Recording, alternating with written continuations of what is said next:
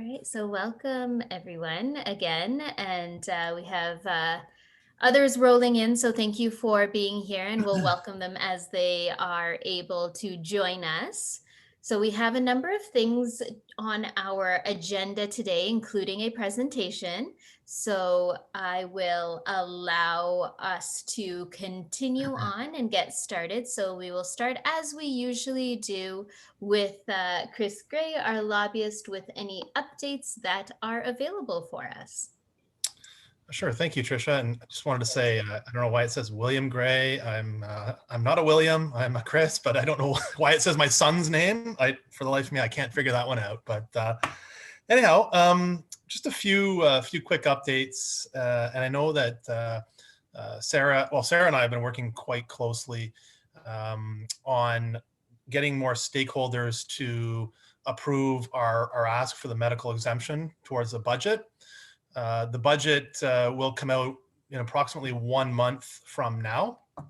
So it'll be come out, anywhere from the 20th to the end of April. So now is really crunch time for us to focus on that, and that's what we've all been doing here. And again, Sarah's been doing a great job of trying to corral some stakeholders, and she can give you a bit more of an update on where we are on that. So we're still waiting on a couple more, but we are gaining support among our stakeholder groups for the budget ask. So that is fantastic. And I know Sara will also update on a couple other meetings that we will be working on in the near future. I know, Scott, you're going to give a quick update at some point on the letters to the MPs and how that's going. I know that will be impactful. If we can continue to have that push going on, that'd be great. And also moving forward beyond this, we're going to start in earnest with a potential election around the corner. We don't know that, but we need to start preparing for what could happen in the event of an election this spring.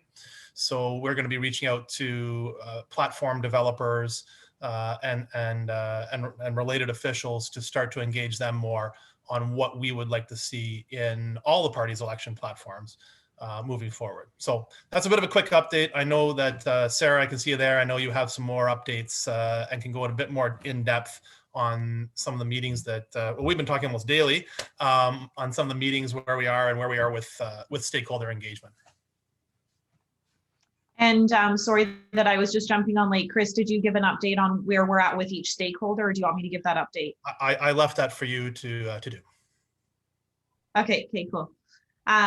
So hi everybody. Nice to see everyone's faces, and we're continuing to endure this at the 1-year anniversary of the week when everything went to the shits. So nice to see that we're all still here having conversations, doing our best. And I think, in a situation where, again, as the fitness industry, we have a massive opportunity and a platform like we have never had before. And so Chris and I have been working on a daily basis to gain support from key stakeholders, again, in support of our ask that fitness memberships and services be considered as a medical expense, line 33099 on our personal taxes. And we have the support of Diabetes Canada right out of the gate. They were very supportive, enthusiastic, and excited that we had the ear of Freeland and that we have this opportunity to present an economic recovery plan for the fitness industry. We are continuing to work with the Heart and Stroke Foundation. We are positive about our interactions with them, and of course everyone has to work through their somewhat bureaucratic systems to get to an answer, but we are feeling positive about that. We are also continuing to try to have conversations with Canadian Mental Health Association, and those are kind of the 3 key groups that we would be kind of an amazing situation for us to have in the next couple days as firm yeses. And then we have a few kind of organizations that didn't feel comfortable. Maybe they have federal funding and they're worried that by supporting something that they're putting themselves in a position where their advocacy efforts would be diluted. So they've chose to stand off to the side at this time, but that's okay. Our goal is to have a few key stakeholders. Again, with Diabetes Canada jumping in so quickly and so strongly and so enthusiastically, that has absolutely given us the leverage to continue these conversations.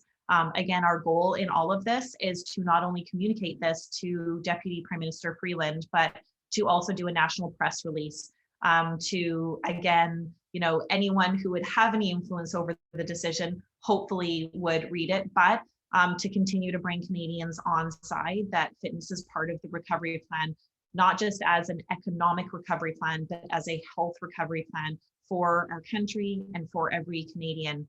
So that people know we are here to support their physical and mental health. So that is our stakeholder update, and we continue to have conversations. Thank you so much to everyone and everyone's organizations that are sending out the letter campaign that Scott and Trisha kicked off about just over a week ago. Thank you. I know that I've had emails forwarded to me, been copied in emails. I've had organizations who have sent out emails to all of their clients. Thank you to everybody. It's very meaningful. The time is now. We cannot wait. We can't put this off of our desk right now because we literally have maybe about a week left for our voice to be heard and for us to have some more power behind our ask. So every moment does count. So thank you. If everyone can keep doing that, that's fabulous. Chris and I have a couple other meetings lined up that we're working on. I was just put in touch with last night, Adam Van Kerverden, I don't know if I said that right, who's the Parliamentary Secretary for Sport, and he's a Liberal MP. And he actually wants to speak to me. So that is great that we have that, and hopefully he can also have an influence on Minister Freeland. We also continue to work our internal channels. And so we have secret spies on the inside of the federal government. I wish that was true, but we're going to pretend that they kind of are, but they're inside channels and voices and ears that are helping us to really understand the climate and the discussions that are happening. And we still do have open communication with Freeland's office.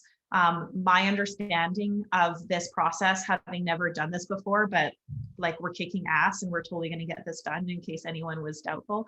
My understanding of this process is that if we're still having conversations and we're not being told to kind of,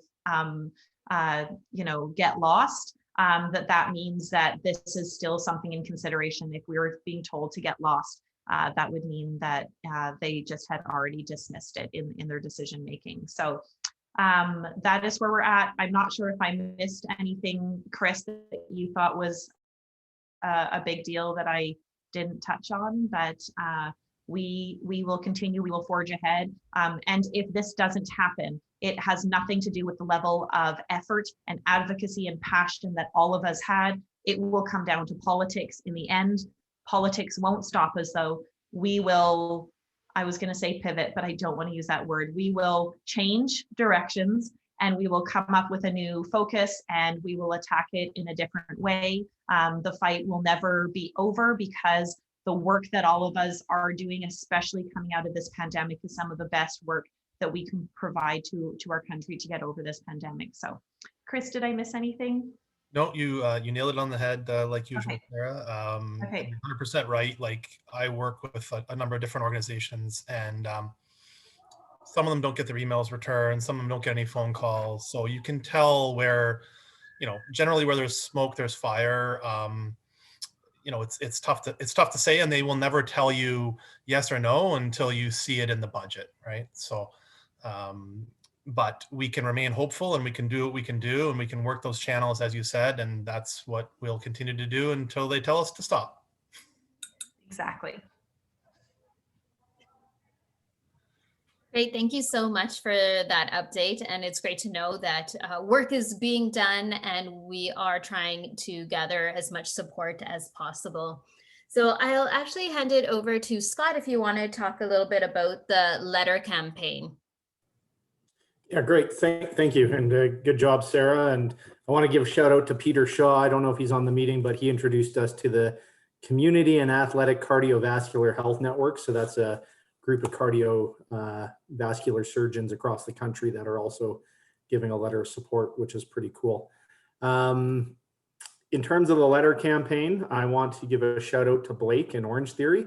They had a really creative idea. I thought it was really neat. They kind of rebranded the letter and created a landing page and sent it to all their members. And so this is a really good example. I know Gym Movement, we're really focusing on pushing it socially. If you've emailed your members the template, there's a million different ways to do this, but at the end of the day, to focus on what Sara said, time is of the essence. We really have an opportunity here to hit this thing from all sides. So if you haven't yet done it, please mobilize your distribution list. Please look at your social campaigns and figure out a way to get this in the hands of your employees, your contractors, your your community. Because if we can send out 1 million letters, 1 million emails, we know we're going to get their attention, right? So, I'll just note one success, Scott, on that. We sent this to 65,000 people, members, past members. We had 8,000 opens in the first day. So I don't know how many. We actually were going to push 2 or 3 more times, but we had 8,000 opens in the first day, and we were copied on over 150 letters to different MPs from across the country. So I don't know if there hopefully were more than that, but so I think I just wanted to quote those numbers, because I think if you do a good job of pushing this to your members, they were super pumped to see this, and the reaction was no one was angry about this or not buying into it. Everyone was on board. So I just want to encourage everybody to do that. Great. Thank you so much. Yeah. So if you're, a certification organization, send it out to all your folks. If you have a magazine, send it out to all your folks. If you're an operator, send it out to all your folks. The more, the better. So just a really good example there. So other than that, that's it for that topic. Yeah, thank you. And the way that Orange Theory did it was just so great, because they put it on their website. They use their own branding. They're really able to push it out to their particular audience. And I put the link in the chat box here if anybody wants to take a closer look at what they did for that. And it's a good way for them to kind of track what's happening and the movement on that. So thank you, Blake and the Orange Theory team, for arranging that and organizing it. So high hopes on that. And if we can follow along, that would be great. And just, Blake, are you okay if organizations kind of take your concept, really copy that idea and spread that out? Are you okay with that? Yeah, just copy everything. It's fine. Okay, awesome. Thank you so much. Or send all your members to our website too. That'll work. Cool. Yeah. Ooh, you're slick. I like it. All right, wonderful. So thank you everyone for that. Let's go to Mo, who has a couple of things to share today. One is going to be about National Health and Fitness Day updates. We are working away on that, as well as Mo has some exciting news from CanFitPro on offers that are upcoming for FIC members. So Mo, I will pass it on to you. Thank you. Hello, everyone. Great to be with you. Sorry, I was a little bit late today. I wanted to say that things are shaping up brilliantly around National Health and Fitness Day. We have a task force committee, as a few of you know, and we've been having many meetings actually since January, which has been fantastic because it'll help really tee us up for success. I want to thank those that have already come forward, and I've heard from a few of you that you have champions on your team, people that you'd like to put forward as trainers, instructors, champions of National Health and Fitness Day, to both contribute to the National Health and Fitness Day app, put content on that provides those that are seeking to get involved more information, to create some excitement. That is information that I won't go into detail about, but to say that if you want to have your brand recognized and your people involved, all you need to do is reach out to me at mohagan@canfitpro.com, and we will connect you with what we're working on. Really, it's all about using the models that we've come up with, which are going to all be available through the FIC website. And you can sign up as an organization or an individual and commit to doing something in your community on June 5th, and or contributing to the app and getting yourself involved on a national level. I want to thank Carl as a real instigator of this. He's already come forward and secured Trevor Linden to be involved in the day along with himself, and has set aside the space at one of his locations right down at Canada Place. So thank you, Carl, for leading by example. And it's really a great opportunity for all of us. And it will help, of course, put you out there in the community, which we can all benefit from. This day is really about connecting consumers with fitness.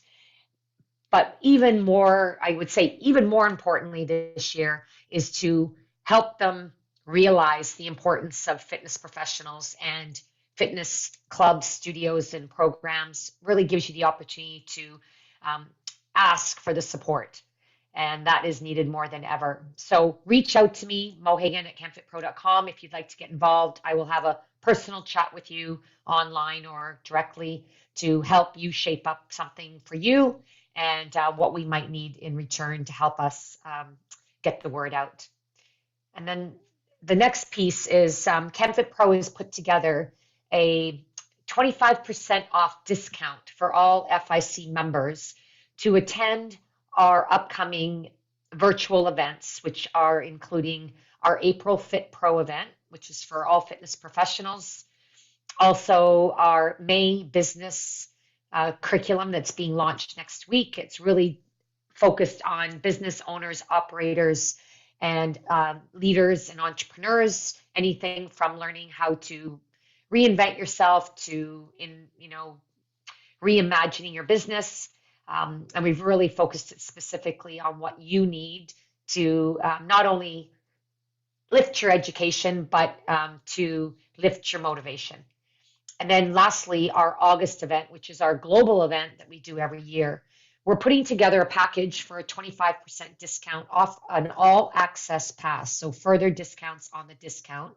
All you need to do is review the information when you receive it, which will go over more detail, and then reach out to Trisha, who has generously offered to give you the discount code so that we can make sure that this discount remains for you and it doesn't get shared with the rest of the industry, because it is one designed just for fitness industry leaders, specifically the FIC members. So I'll leave it at that for today, but we hope that you will engage with us, and we're here to support you, and we're always open for your ideas as well. So thanks so much for allowing me to share. Wonderful. Thank you, Mo. And if anybody wants to get in touch with Mo for National Health and Fitness Day, please contact her. I'm sure she'll put in her email address in the chat box there so you can contact her. And I will send out more information on the discounts and special offers from CanFitPro, and make sure that FIC members have that as a little perk when becoming a member. Now, that being said, I want to also recognize that CanFitPro is our leader when it comes to educational sessions. And what we have next is an educational session and a presentation titled "Don't Waste a Crisis." And Stan, if you'd like to give a quick introduction to yourself and go into your presentation, that would be great. By all means, thank you, Trisha, and thank you, all of you, for having me. My name is Stan Peak. I'm a business and executive coach, and before starting my coaching practice, coming up on 6 years ago, I spent actually 18 years in the fitness and health industry, so definitely familiar with a few of you on the call. So I've got a soft spot for fitness, not only having spent time in there, but obviously you could argue that I'm a performance coach. I help people perform at their best. And in order to perform at their best, health, fitness, vitality, those things are essential. And I kind of talked about this for those of you that are on the call last time. You are all essential, because the reason I was able to become a business coach after being in fitness for so long was that I didn't know at the time. I was always so passionate about people's potential. That's why I'm on this planet, is to help people understand, to see and seize their potential. And I didn't realize all that time in fitness, where I was just an a-hole of a trainer, putting people through hard workouts. I didn't realize what I was doing at the time, that fitness was a conduit to their potential. That's why I was able to make that pivot easy. Yeah, I've been a business geek for a long time too, but that was the big thing for me. And so the pride that I took in any work that our team did is that we help people become a better version of themselves. Well, I'm preaching to the choir that the world needs that. The world needs what y'all do now more than ever. So let's get into it. Last time, those of you who were here, I charged you with a bit of homework to think about when and where you do your best thinking. So to save time, and I can't see all of you, I'd love for some of you to enter into the comments where and when you do your best thinking. I wouldn't be surprised if a few of you get some ideas even going through that. That's going to be important here too, because we are tackling a complex challenge. Would you say that's an understatement right now? Maybe just a little bit, right? And the old saying is, we can't solve our current problems with the same level of thinking that created them. We didn't create the problem we're faced with, but it's been a year and it hasn't gone away. So we need our best thinking to come up with our best solutions. Polar swim. Carl, polar swim in BC, mind you. It's a bit colder in Alberta. Anywho, I also want you guys to use the chat box one more time. And I want you to think of one word, okay? One word that describes the emotion that you're feeling when you think about the current state of your business or the pandemic, whichever lens you want to take. The pandemic, your business, whatever. One word, what's the emotion? There's no right answer. It's what you're feeling, okay? Love, anxious, optimistic, growth, helpless, reset. Thank you for being transparent. Tell me how you're feeling. Frustrated, hopeful, excitement. We're all over the map, right? Any one person could feel all of those emotions in one day. We talk about the entrepreneurial roller coaster before this happened. What about grief? Grief is a word that doesn't get brought up a lot. And you might not be grieving. But I think for a lot of people, it's important to actually grieve, even momentarily, because grief is associated with loss. And we all lost something. We all lost something, and that was the way it used to be. But what's important is that we honor that emotion and then we move on. Because a terrible strategy is hoping things go back to normal. To all of your credit, that's not your strategy. You're writing letters. You're aligning with different stakeholders, from politicians to not-for-profits to health charities. So I applaud you for that. Limbo for proactive, driven people.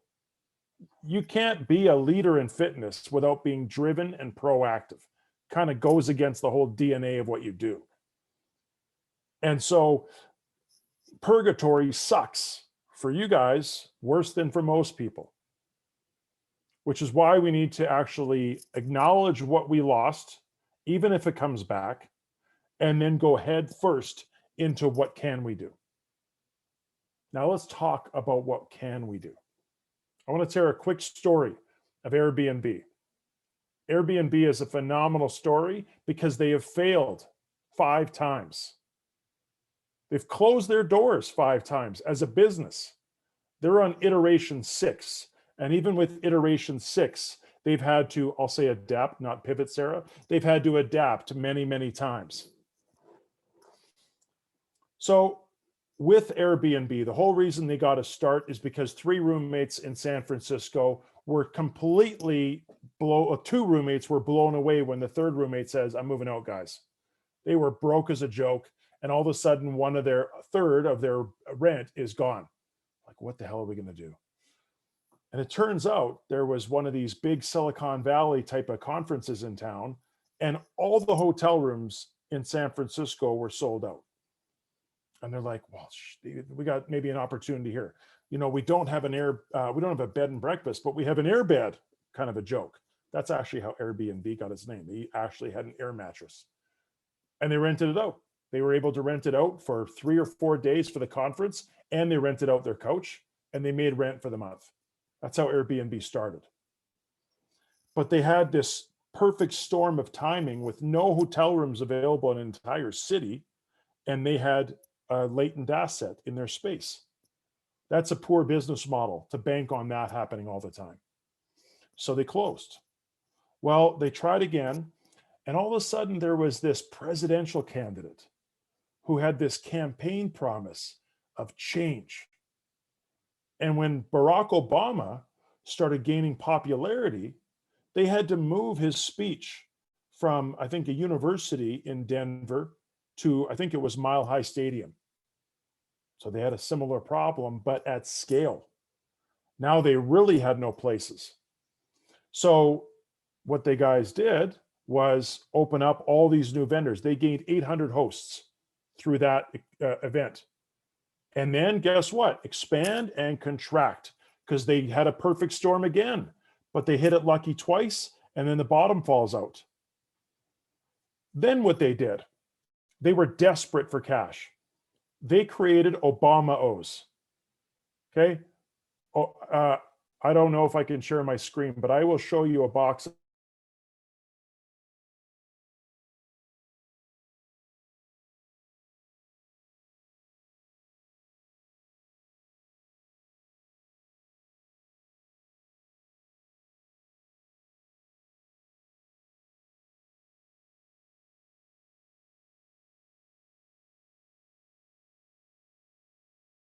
Label with Barack Obama, and it was Obama O's, and they took that box of cereal and sold it for $20 a piece.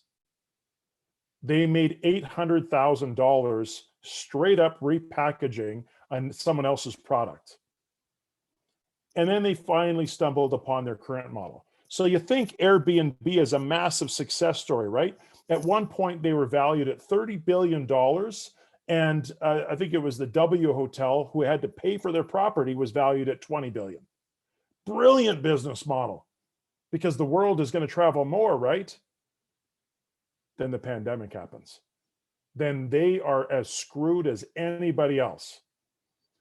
So what does Airbnb do as a company? They found a way for their hosts to replace that revenue. All of a sudden, they gave a package for hosts to be able to host virtual events, whether it's a cooking class or yoga or meditation or even self-defense, anything. If you had a skill set, it was just as good as if you had a room to sleep in. They found a way to replace the revenue. And it was unconventional. It wasn't necessarily what people expected, but that was how they were able to adapt when their complete revenue system fell apart. There's a company called Dough Riders in the United States. Their founder was running youth sport camps. They were really profitable. They were growing like crazy, and they were about to have their best year ever. And then the pandemic hit, and they had to shut down all their camps. So what did he do? He had a friend who had a food truck, and he started thinking, how do I do this? Well, all of a sudden they combined expertise, and this guy now rode around. He was a fit guy, rode around to different communities that were kind of down on their luck and had like a food bike, delivered fresh pizza. They made a killing, and actually people were kind of happy when the pizza guy showed up.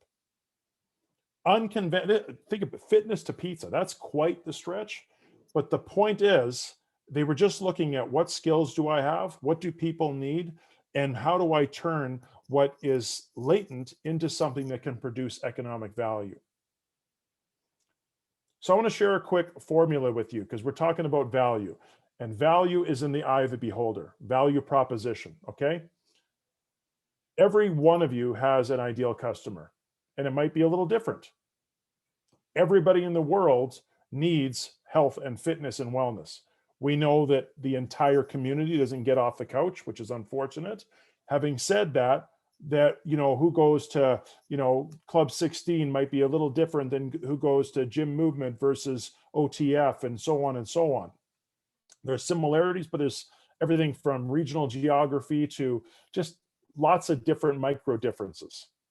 So you all have an ideal customer avatar. If you haven't done that, it's okay. I'm going to send Trisha an article where you can easily do that. If you think of your ideal customer, they all have goals, pain points, problems, hopes, and dreams. Okay? So any company, any organization, their value proposition is taking their audience from a present, less desirable state to a future ideal state. From A to B, from hell to heaven, okay? From pain to joy. That's a value proposition. It's just going to be put into different words. So if you know the problems your customers have and the goals they have, well, you've already crafted that. When a pandemic happens, your value doesn't erode, it changes. And the reason it changes is because your customer behavior changes. They have a new set of problems, okay? Your value might actually go through the roof if we can just change the lens, which can be hard to do. As an entrepreneur, I understand the cash flow roller coaster. I've had sleepless nights. I've had a heart attack, even though I'm a fit guy. So I get entrepreneurial stress. However, if we can step outside of our own challenges just long enough to really sit with our customer profile and say, how has their behavior changed? How have their problems changed? And how can I solve those problems? You can't solve all your problems, right? Your customers need lots of things. You guys probably don't do haircuts in your facility, right? So the point is, focus on the problems you can solve, focus on how their needs and problems have changed and how you could become even more relevant than ever before. And then you just have to make sure, whether you change or update your website or social media, that your marketing and communications is constantly reinforcing that bridge for how you are the answer to a question that your customers are asking all the time. Maybe there's economic opportunity. Maybe you can make your members into a revenue generating stream for yourself and them. Affiliate marketers, advocates, whatever it is. There is economic potential that we are all missing. And there are answers to our problems. Anyone who said they've tried everything is lying. Because if you tried everything, you would have figured it out. You would have found an answer. If a guy that's running youth sport camps can deliver pizza on a bike fresh, we can all figure out some sort of adaptation or change, right? One of the keys is we have to be looking for it, which is why I had you do your homework. Because when you do your best thinking, you're doing a different type of thinking. When we're at our desk, we are in task mode, right? We talked about this a little bit last time. Our prefrontal cortex, it's actually, even think the physiology. Blood is flowing to a region of the brain that's more active. And you're going to be solving tasks. You're going to be in X and O mode, okay? And when we can step out of that environment, when we can step out of an X and O environment and just go for a walk, sometimes that's the most productive thing we can do, because now what's happened physiologically is we shift blood flow to different regions of the brain, like our hippocampus, which, by the way, is the creative center of the brain. So when we kind of go, oh my God, I can't answer another email, and walk away, our brain doesn't go to sleep. One part of the brain kind of checks out, but activity in our subconscious mind actually spikes. And you all know this because, I mean, you're going to conferences and webinars, whether it's CanFit or whatever. When we go to a conference and then walk away, our subconscious brain is assimilating the information we just took in with our existing body of knowledge. often why we wake up with an answer to a problem. I know what I'll do. It's like, how did I come up with that? I've been sleeping for 8 hours. Well, let's face it, you guys are working your ass off. You probably slept for 6 hours. The point is, you come up with these solutions because your subconscious mind has spiked. Set yourself up for success. You know, your fitness trainers. If I wanted to grow my muscles, you wouldn't tell me to lift weights 20 hours a day. You would tell me to put in a good amount of workouts and then get adequate rest, because that's when my body adapts, right? It's the same thing. We are constantly in that really, kind of more academic and problem-solving mindset, but we need to step away from that once in a while and put ourselves in a position when we can reflect. That's when you're going to answer your biggest challenges. And what we have to escape our natural kind of response, because our natural response to crisis is work harder, put in more hours, take more clients, whatever it is, which actually means the mode of thinking that we're most likely going to solve our problems, we give ourselves less often, right? It's actually, we have to escape our natural inclination. Einstein, take his word for it. He's probably a little brighter than I am. One of his routines was a 2-hour constitutional every day. Some of the smartest people you'll ever read about went for a walk every day because they were away from other people, this, that. I mean, today we got to be away from technology. The average person spends their day in front of a medium-sized screen. And then to relax, they're in front of a big screen while scrolling through a little screen. Like, we need to unplug. We need to go away, get into nature, and you're the most likely people to do it. So the great thing is, for most of us, putting our brains in an environment that can thrive and solve the very challenges we're facing is probably right up your alley, on a mountain bike, on a kayak, on a hike, whatever the case may be, okay?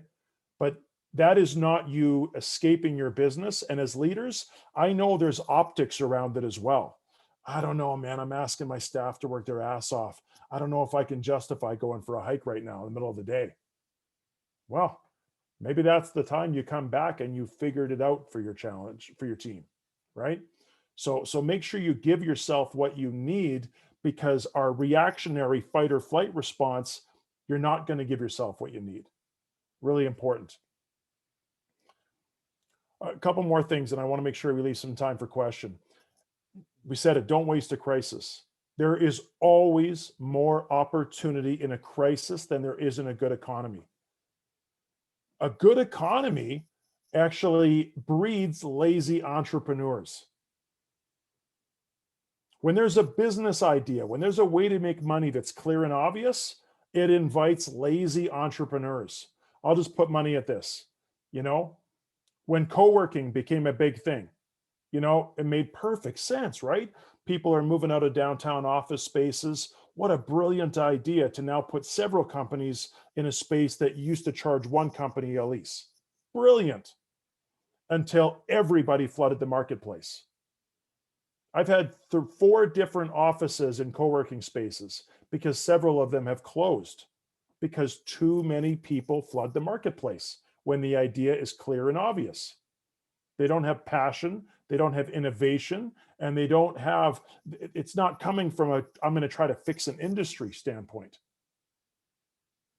Some of the best entrepreneurs on the planet are trying to build a legacy, fix an industry, or they're too damn passionate to quit. My first client in coaching was a fitness entrepreneur. And if she asked me what I thought of her idea when she was opening her business, I would have told her it was a terrible idea. But I was wrong. She ended up selling her business. The reason I was wrong is I didn't account for how passionate she was and how hard she was going to work. And she went through all kinds of challenges. She told me about a time that she was on her floor crying in the fetal position. But you can't put a mathematical equation around passion and vision in a business plan. So when you're going to go hiking or biking or whatever it is that where you do your best thinking, One of the things I want to challenge you to do is go back to why you started this business in the first place. And not just reconnect with that, but to find a level of conviction where your business is too important to quit. You will suffer. You will overcome. You will take challenge after challenge after challenge after challenge, and you will find a way through. Because most of the great successes you're ever going to read about have an extremely unsexy formula. They just outlasted everyone else that quit. It's not that. I don't have a secret for you guys. I wish I did. I'd be a billionaire if I had one strategy that was guaranteed to work every time. The only thing I have for you is be committed more than the next person, work harder than the next person, learn faster than the next person. Okay? And in order to learn faster, we have to adopt a mindset that different is possible. Okay? Be married to your vision, but only ever date your strategy. You have to be able to be flexible when things aren't working, but you can't give up. And I know I'm preaching to the choir here, because how many of your clients have had a challenge? Following this diet plan's hard. I hate lunges. Come on. What advice would you give them? Well, sometimes we need the same thing, but just from a business standpoint. You hate lunges? No problem. We can do squats. We can do stiff-legged deadlifts. There's always 100 different ways to get there, right? That's all exercises are, is a strategy towards someone's better lifestyle. Well, that's what your marketing and your sales is. So the outcome is non-negotiable. You are going to be successful. You are going to reach your goal. You are going to be adaptable in how you get there. And you will refuse to quit. That's it. Non-negotiable. Okay? So, opportunities exist in a crisis more than they do in a good economy. However, we have to choose a mindset to believe that is possible, and we have to focus on opportunities, not our challenges, because whatever we focus on grows. If we focus on our problems, we will see more of them, and they will seem more severe. If we focus on opportunities, sometimes you just need to find one. Because if you find that one opportunity when everybody else sees as crisis, you're already ahead. You're going to be focused on taking advantage of that opportunity versus, oh shit, oh crap. Sorry, I swore. I was trying not to do that on the recording. So I can get fired up, but more than that, I'm hoping to give you a mental strategy on how to look at this. I'd love to open for questions with the time we have remaining, because I think you guys have a hard 12:30.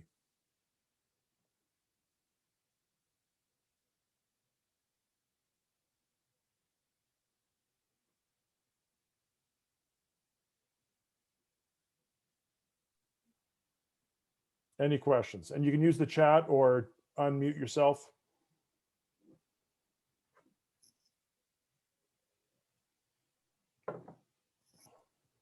Yeah, for those, you talked about what would you tell a client if they hate lunges?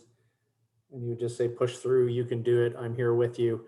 How do you talk to yourself when you're in a negative mind spiral? Great question. Great question.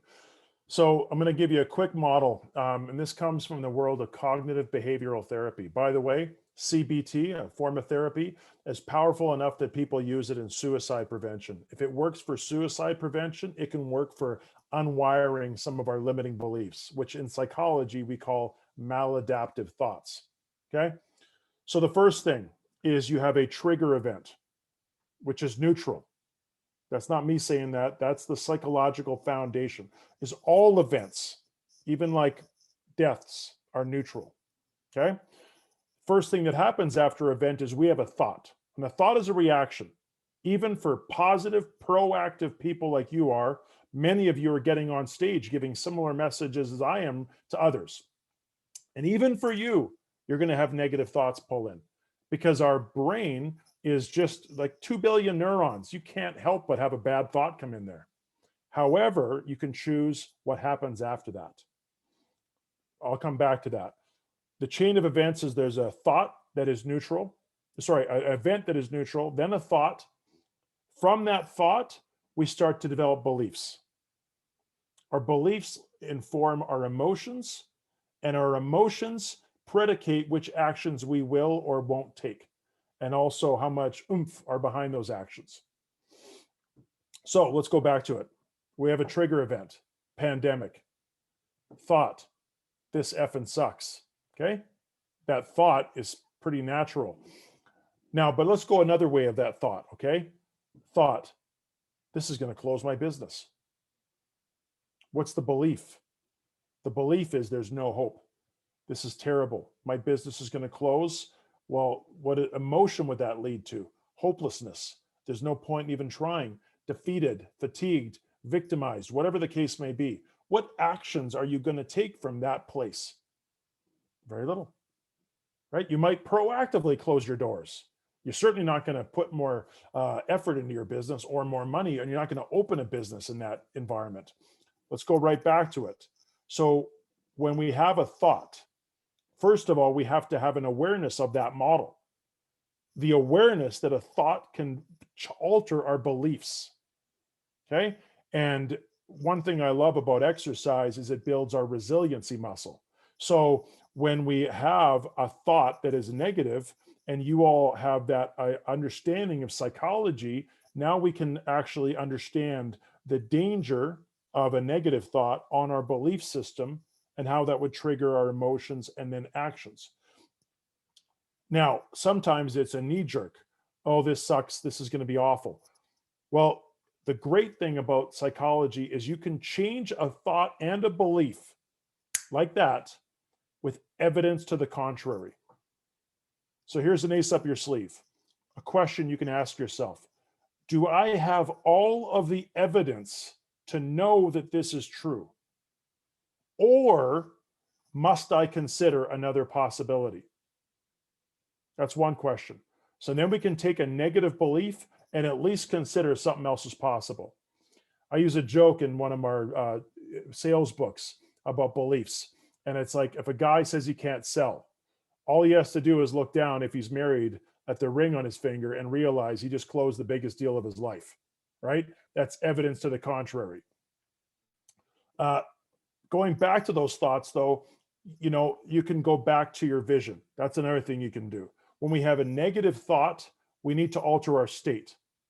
By the way, one of the fastest ways of altering our emotional state is to alter our physical state. Working out doesn't make your problems go away. But I know for me, every time I've been the most stressed I've ever been, and then I do a workout, problem's still there. I just look at it differently. And sometimes you don't have time to do an entire workout, but close your office, you know, do the X number of jumping jacks or push-ups or whatever. Get the blood flowing.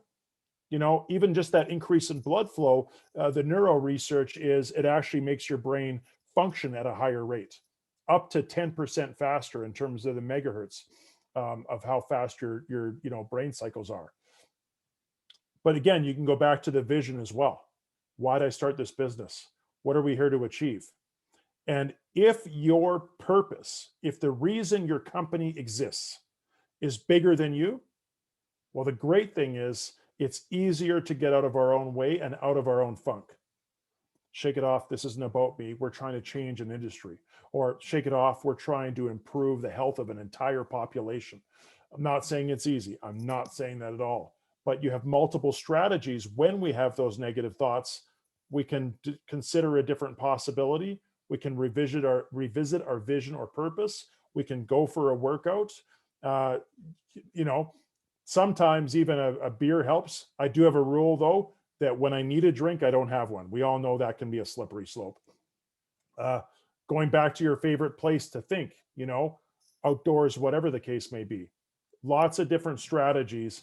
And then the last thing I'll say is groups like this help.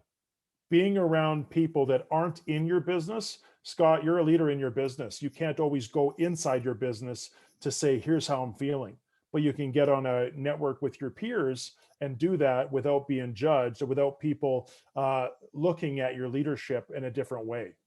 And that also works with mastermind groups outside of your industry, mentors, you name it. Great question though. Other questions?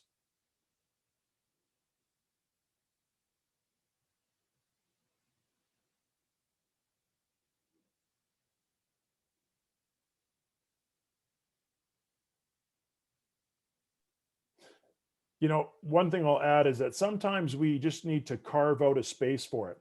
I coach a lot of entrepreneurs, and you've all heard the saying, you know, you got to get on the business, not in the business. You've all heard that, right? And sometimes what happens is you're so busy running a business, you don't make time to be a business leader and see the strategy of how you can grow the business or how you can, you know, look at the bigger picture. So if that happens just because of default, we get so busy, well, wouldn't it be any different with something like this? So sometimes carving out time, even in your calendar, is a good strategy.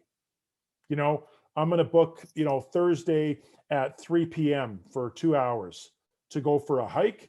And I'm going to think about 5 different ways that I can look at our revenue streams. Or I'm going to look at, you know, where we are leaving money on the table, or I'm going to look at our cost structure. Like we don't typically do that, but the more you can funnel your thinking, again, 2 billion neurons, each one of which can connect to up to 7,000 other neurons. That's a powerful engine that if we direct it, we can get a lot of output. Other questions?